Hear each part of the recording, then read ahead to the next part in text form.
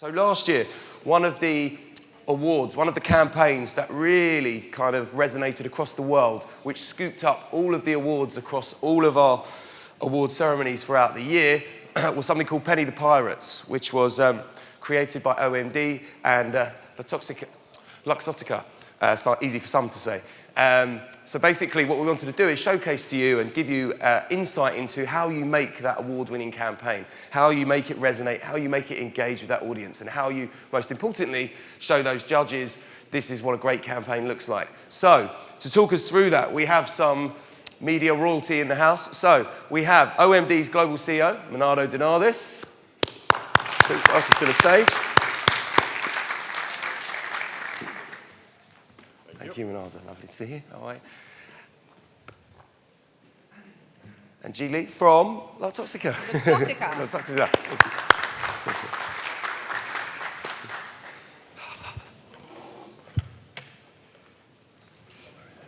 Perfect. Good morning, everybody. Are we going to wait for some more people to come in, or should we start? I think we should start. We shouldn't punish the people who are here on time, so.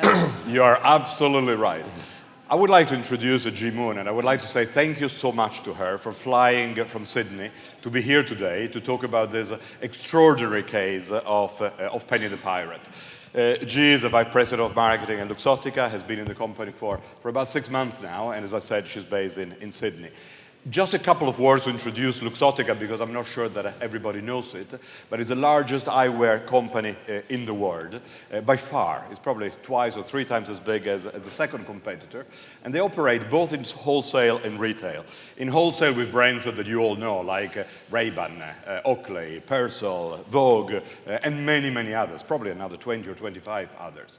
And in retail with OPSM, which is a company that the G works for in Sydney, and other brands like Sunglass Hut, which is global, LensCrafter, Pearl in the US, etc., etc. But we're here today to talk about this, not this extraordinary company, but Penny the Pirate. And perhaps you wanted to give us a little bit of the insight of what was the strategy and the business challenge behind that launch. Yeah, no, very happy to. Look, in a true act of piracy, I stand before you presenting and sharing with you the idea when I wasn't actually part of the project team. And yet, I'm very proud to be here because Penny the Pirate represents many things that I believe in marketing. So Penny was launched 2.5 years ago, and it came from the business problem of getting children in for eye tests. The whole idea of going to any doctor, let alone an eye doctor, is quite scary for children and is not part of the normal sort of raising of children. So we were seeing a decline in eye tests. And so the problem basically became the brief as to how to get more children to come in to have their eyes tested, and then obviously also be fitted for glasses should they need it. So good eyesight is fundamental for development. 80% of children's learning happens through their eyes. And we created a brief around this problem. And the agencies, one of which was OMD Australia, but also the creative agency, Saatchi, sat together in a room and took on the brief and collaborated to create that idea. And the idea formed very early on, and based on that simple insight that children engage in stories. If you tell them a great story, they lose themselves in it. A bit like the sort of conversation earlier from Hussein. In a playground, they stand tall. There is no fear. And so the idea that there was a storybook that a child would get lost in, and through that story, in helping Penny, they would have their eyes tested. The simplicity of that is where the beauty of the idea rests, and perhaps we should play the video. Let's play the video. Where we can actually see the whole idea, the whole book unfold.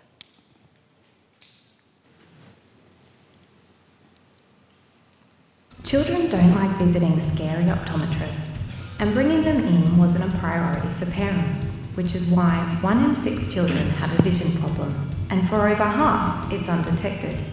So eye care provider OPSM created Penny the Pirate. Available as a book and an app, Penny is the first medical tool that helps mums test their children's vision as they read them a bedtime story.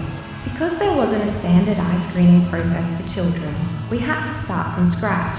So we brought the University of Melbourne together with children's illustrator and author Kevin Waldron to turn eye tests into a story that would be engaging for children. Penny the Pirate follows the journey of a young girl as she tries to become the captain of the mighty boat. She has to plunder treasure, read the captain's log, and spot sails in the distance to prove she's a worthy leader of this brutish bunch of pirates. This story helped parents get a better understanding of their child's eye health, and when they check their children's results online, if needed, they could book an OPSM eye test immediately.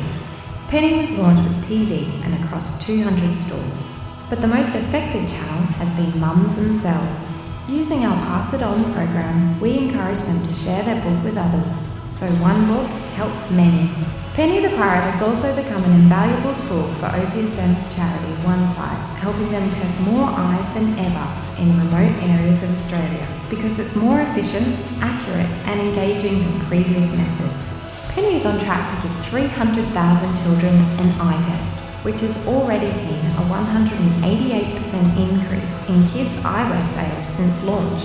We've reached #1 health app in the App Store, and by creating Penny the Pirate, OPSM has created a new standard in the screening of children's eyes. But most importantly, kids are getting an eye test without even realising it.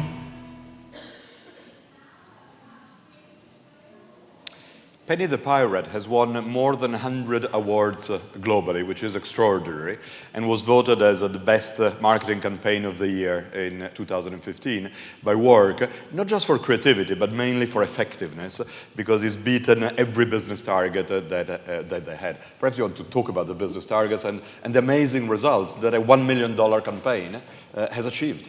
Absolutely. I mean, the goals for it were, at the time, seemed to be very ambitious. So there was a goal to lift eye exams by 20%, which is a pretty big, and to lift sales of eyewear also, for kids' eyewear, also by the same amount. As it turned out, eye tests increased by almost 90% during that time. And the sales of kids' eyewear at the time increased by over 200%. Today, 2.5 years on, eyewear for kids is still up by 43% versus pre-Penny. So the legacy of Penny still lives on, and she contributes to this day business success for us, to the point where other markets within the Luxottica group are interested in taking Penny on. So we've just released into another substantially larger than Australia market, where she will be launched, and other brands are also interested in it. So Boots Optical is one of many who have contacted us with a view to licensing Penny. So the legacy of Penny looms large.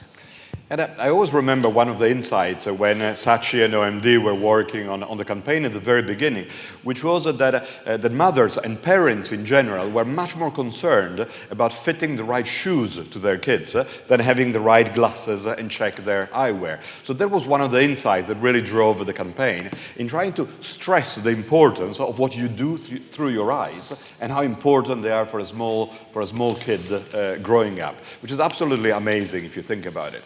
And from a media point of view, I remember two things that we've done in that campaign, which I thought were quite extraordinary. One was tapping into an award that a News Corp had in Australia at the time, where they donated $250,000 of free TV space to the single idea which they thought was winning in the marketplace. And they chose Penny the Pirate as the idea where to put media money behind. So the campaign was boosted, not insignificantly, by money from the media vendor who decided to participate because it was a great idea.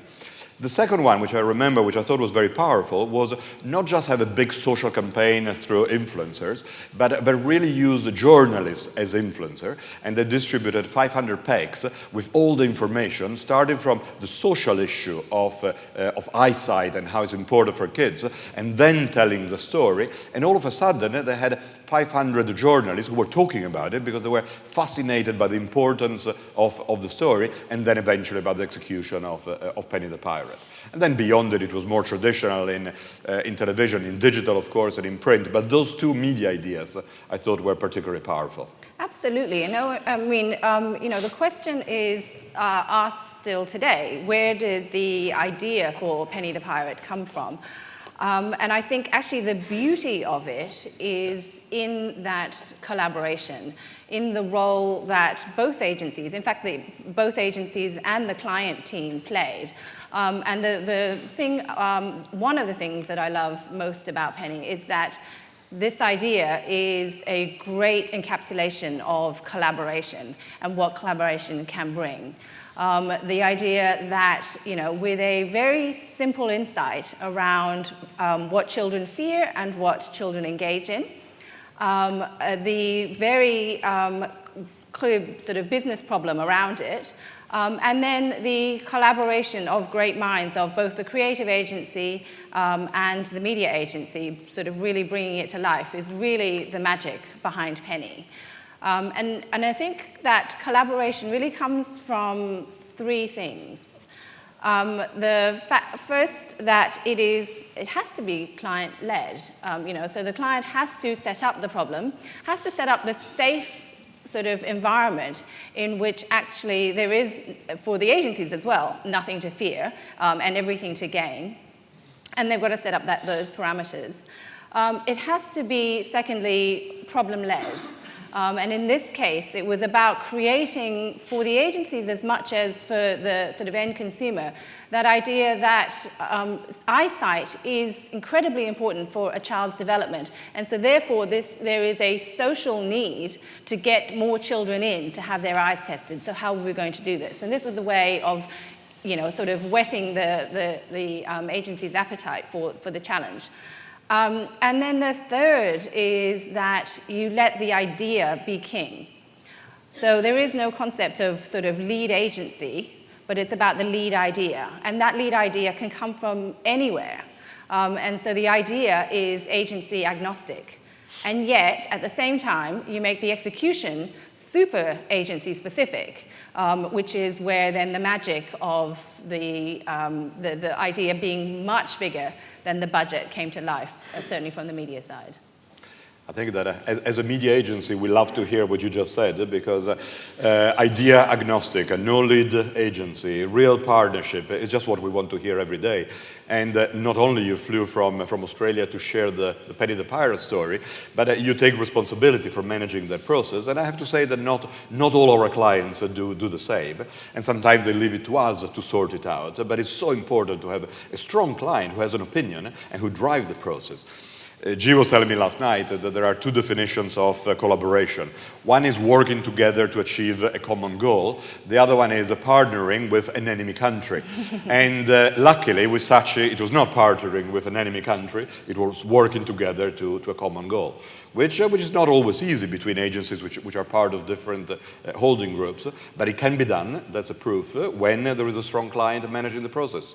Yes, no, absolutely, and Penny is certainly testament to that. And those, luckily with over 100 awards, there's more than enough sort of awards and accolades to go around and share between the two agencies. So we share the loot of Penny as well as the sort of creation of it as well. Now, talking about awards, I think there is an importance of awards to business, because sometimes we think about awards as nice statues with lions or whatever to put in the reception of various offices, and who cares about that? But when awards really are there to recognize excellent work that has delivered on business results and business goals, then I think awards become really important for our clients and for the industry. What do you think about it? How does your company rate awards, and do you give much importance to them? Well, I mean, look, the point about sort of, awards and it being important to sort of attract talent, OPSM, which is the Penny the Pirate people, also came onto my radar because of, so I was actually a judge at one of the awards. And then it so happened that a conversation came about for this role. So the fact that it attracts talent and is actually great branding is undeniable. By the same token, as a client, you hold a sort of, a relationship of awe and angst with awards. So awe because it is ultimately a mark of approval and great branding, and you want to be seen amongst the agency as the client that is brave enough and big enough to win awards. Yet angst because sometimes ideas feel like they're pushed through because it's going to be award-winning as opposed to result-driving.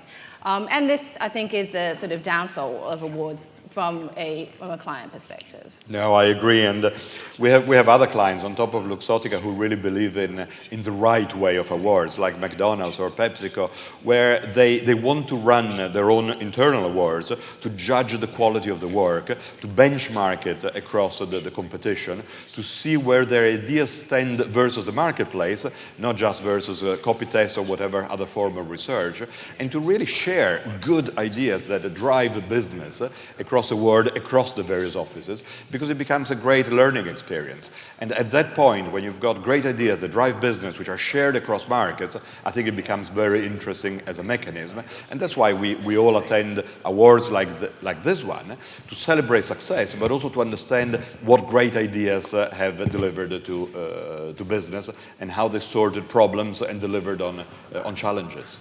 Yes, no, I mean, and as I said, 2.5 years after and a year after, sort of the awards here, we still derive business success from the lasting effects of this campaign. So that it has been successful in driving business results is undeniable, and that it's won all these awards is a great bonus. I think the other importance of awards, as we're talking about this, is the talent they attract and retain to work on a specific business.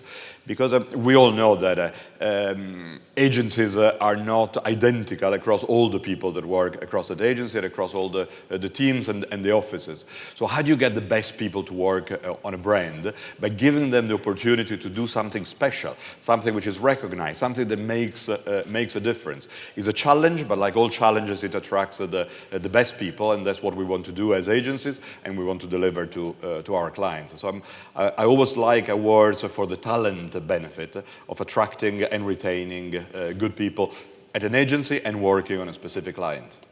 Yeah, no, absolutely. And I think, as a client, I'm keenly aware that although we may award the business to an agency, we still then have to attract, and there's a continual fight for the best talent within that agency that we've selected.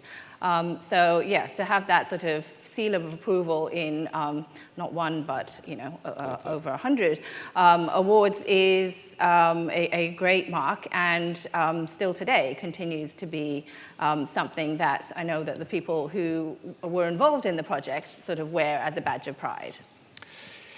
G, I think, has given us a great recipe for creating great ideas and award-winning work. And she was telling us before, it's all about collaboration, and collaboration needs to be client-led, problem-led, and idea-led, and the rules behind it. Does anybody else have any better idea? Do you agree? Do you disagree? Do you see it in a different way? Come on, let's get some questions. I think you need a microphone that is coming from the back just now. Is running from the back. This is, I think, a great case of collaboration between agencies, client, and media vendors, as you said. But my question is, how difficult is it to create collaboration between clients? And in this case, I was thinking also about Disney, for instance, that could be a very interesting partner in a case like this.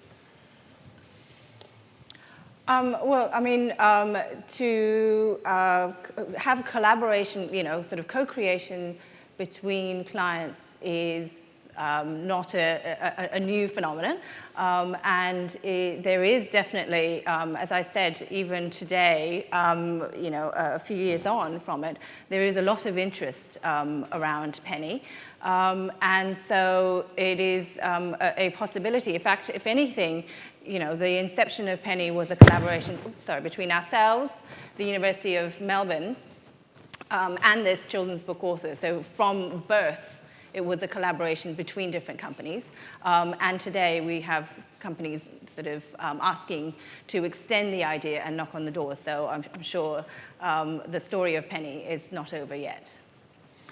I think one learning I have in that area is that it's not difficult, it's possible, but there is an issue in processes and timing.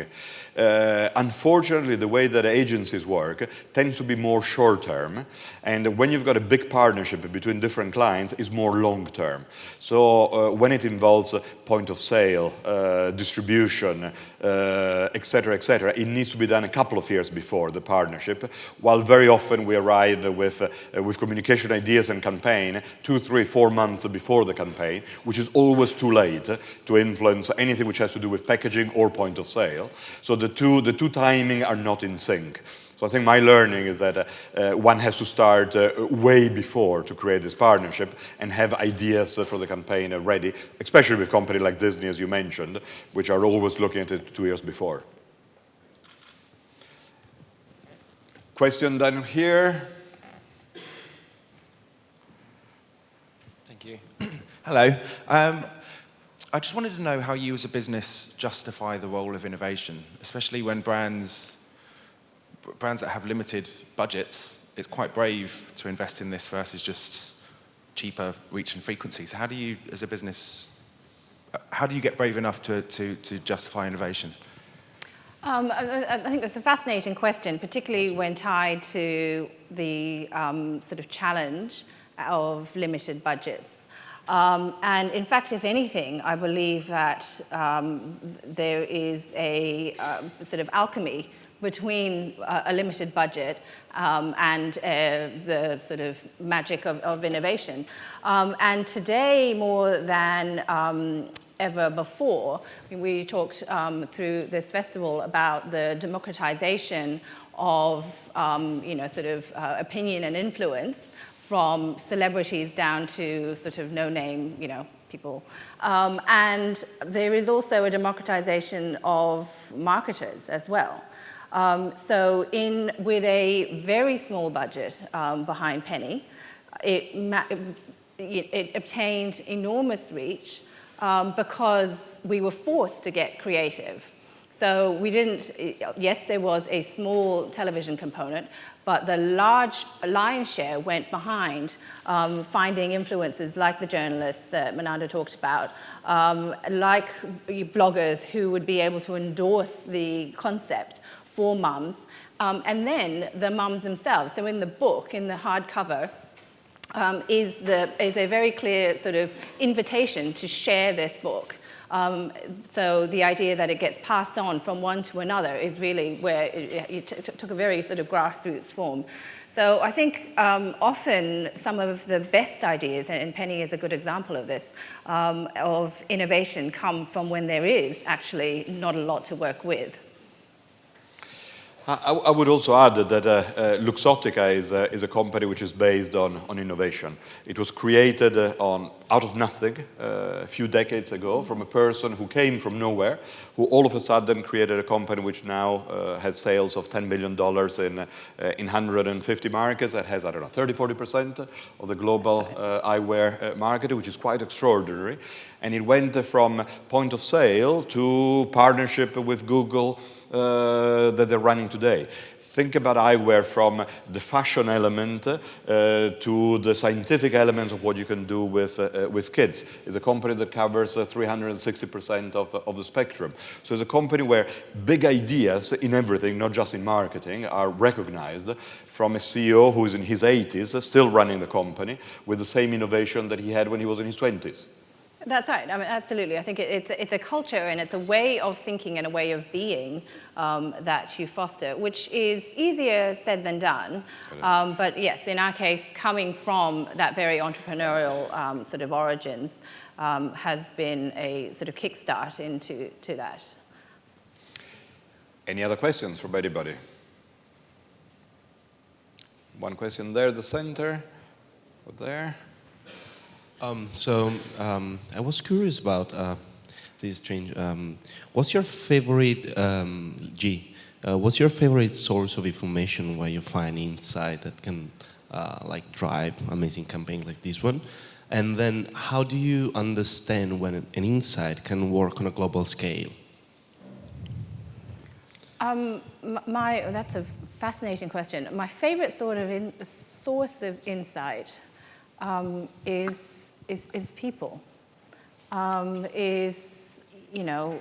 People in our natural habitat in our lives. I used to work for an apparel retailer previously, and my sort of way of observing and getting into new markets would be to sit in the food court of shopping centers.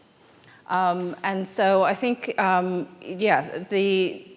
the amazing beauty behind Penny is the simplicity of that insight. You know, children don't like doctors, they like stories. And so to put it into a book form as opposed to incentivizing children to come in to get eye tests through giving away freebies, it is, I think, born from understanding the human insight.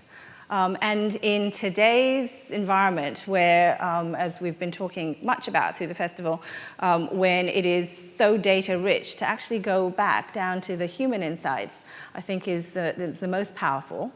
And if you really tap into that human insight, it is universal. Whether in Sydney or in Rome, the basic sort of needs, fears, and desires of people are the same. So I think that if you go down to that sort of very simple level, by definition, you find a universal insight. I also think it's a very good question, because in this data-led generation that we're living through, too many people confuse information and insights. And very often we're working with data and information, but not insights. And insights, of course, can and often are data-led, but a human insight that drives a change is very different from a piece of information. And even culturally, there are some countries like the US, where insights normally is a book of information, which is very different from an insight that drives that magical change and that makes all the difference. Yes, yeah. And it's a word that is not translated in many languages, and that unfortunately is subject to interpretation. So thank you for the question, because it helps to clarify it. Yeah. Any other questions from anybody else? In a success case like this, what do you think is the contribution of insight on one side and the contribution of execution on the other side? Oh, that's a great question. Massive. I mean, I think this morning one of the speakers was saying that culture eats strategy, for breakfast. And I think strategy is dead in the water without great execution. So you can have, a phenomenally powerful insight, but without the executional excellence to sort of deliver that, that is to say, we could have easily found the insight around children and stories and Penny the Pirate born into a book. But without that book actually physically getting into the hands of children and mums, it would have never gone anywhere. And that could well have been the reality with a budget as small as $1 million. But the excellence and the sort of innovation of the agency to go and put it into awards, to win money, to sort of extend the media, to find ways of creating reach without sort of the big dollars, that's really where the power has come in. So your question is is excellent, because absolutely, without the execution, the insight remains in the hands and heads of the few who create it. Any other questions? Well, thank you very much then. I've heard many questions from the Italian side of the audience, which is very appropriate for an Italian brand like Luxottica originally. We are in Rome after all. I'm Italian as well, so I'm very happy about that, and thank you very much for your time. Yes. Thank you. Thank you. Thank you. Thank you.